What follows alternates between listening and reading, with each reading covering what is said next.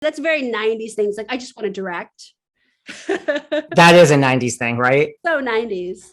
But, I mean, did it feel like riding a bike when you started back on the road after that break in COVID, or was it just like, Yes. oh, thank God? Yes, it was really, for me, it was like a very exciting thing to just go back to it, because it's like no time was lost and everybody was so excited to be out. So it's a new chapter of like trying to figure out like when we can go back out and do it and really feel like it's going to last, just going to stay.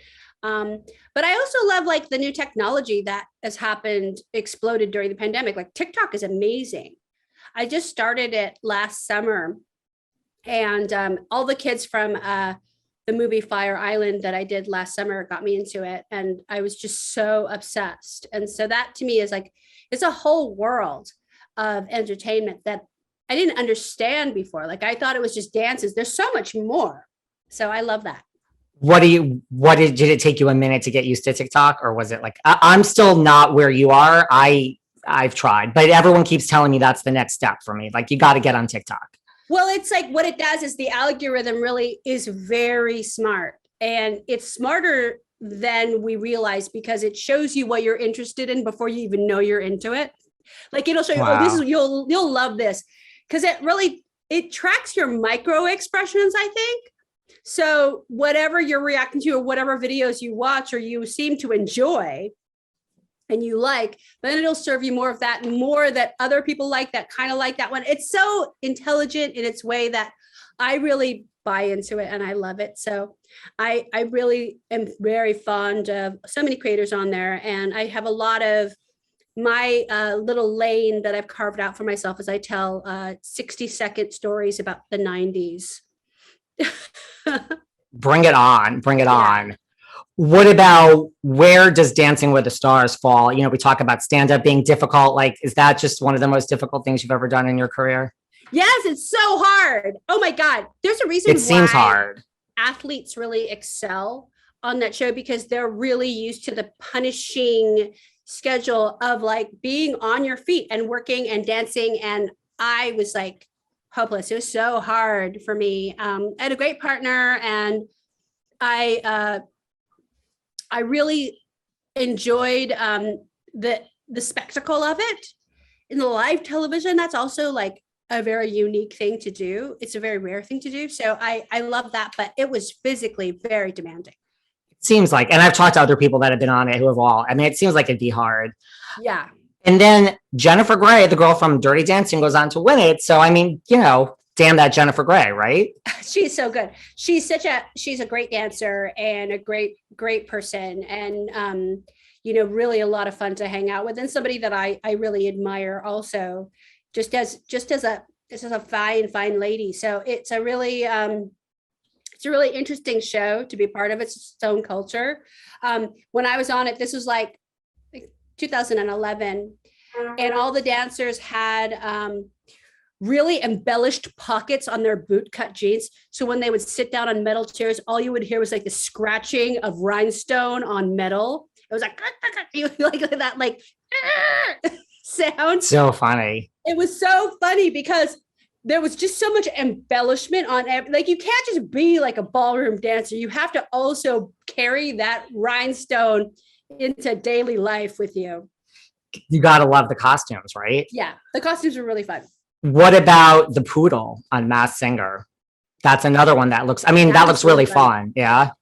That was really fun. I love singing, and I got to sing some really great songs from Pat Benatar and Cyndi Lauper, and I was really excited to just be singing. And when you're in the head, the acoustics of it are different. So you're also trying to like measure how your voice is going to sound outside of it. They don't give you any kind of help with the microphone. There's no auto tune or any kind of, there's no like resonance or, any kind of thing that they give you. So you're coming from a place of not really understanding like how your voice is going to sound outside the mask. It's a very dry microphone. It's a really special show. And what I love about it is that everybody can agree on it. Like, it's one of those things that is very secular. I think what we love as a nation is a really secular entertainment where we're not going to fight. I think that's why we love sports.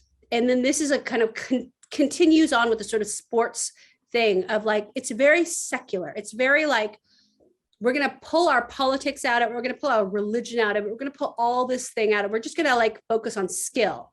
And that's what these shows really sort of do their business really well in.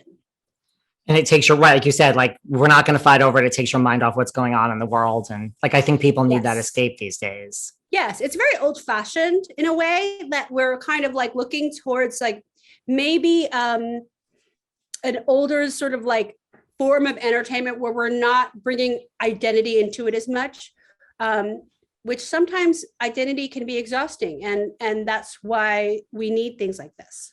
Absolutely. What about the VH1, the Cho Show? Would you ever do a different form of reality TV in today's day and age? I would love to. I had such a great time doing that show and with my family and everybody. We just loved it. And it was really unique and really different. And I still work with Rico Martinez, who I created the show with. Now we're doing another project, which is totally different. And so, and it's not in reality at all. So this is like a different thing. I tend to collaborate with the same people. I tend to work with the same people over and over. And so I'm really grateful to continue my relationship with him, but we love doing that show. If there was a reality show, if there was a reality show today about you, what do you envision that would entail?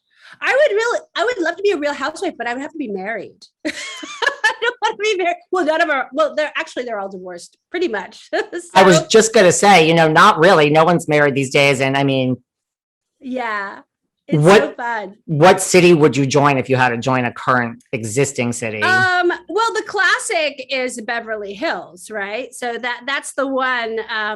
And I've done quite a few things with Lisa Vanderpump. Maybe I would be on like one of like, I just did a thing with like Overserved, which is where you're going to her house and meeting her swans and her ponies. Oh, yes. So it's really fun. So I love all of that. Maybe you could be part-time Beverly Hills housewife, part-time like something with Vanderpump Rules, That would be fabulous. Just talk to Lisa and she'll work you into the Vanderpump empire. I love it. Do you have guilty pleasures? Like, what are your guilty pleasures? Like, do you watch Housewives? Do you watch what TV shows do you love? My guiltiest pleasure is Stacey and Darcy and Stacey. It's any of the 90-day spinoffs. But I mean, I like before the 90 days. Of course, I love like old school, like 90 Day Fiancé. I could just sit there and watch for 90 days, literally. Like watch. I love all of the 90-day everything. But my favorites probably are Darcy and Stacey. I'm kind of obsessed with them because I saw Stacey and Florian. Really? When I was filming, I was in Brooklyn and I was filming Fire Island, and I saw them on the street, and I actually stopped and took a photo, but I was shaking so much.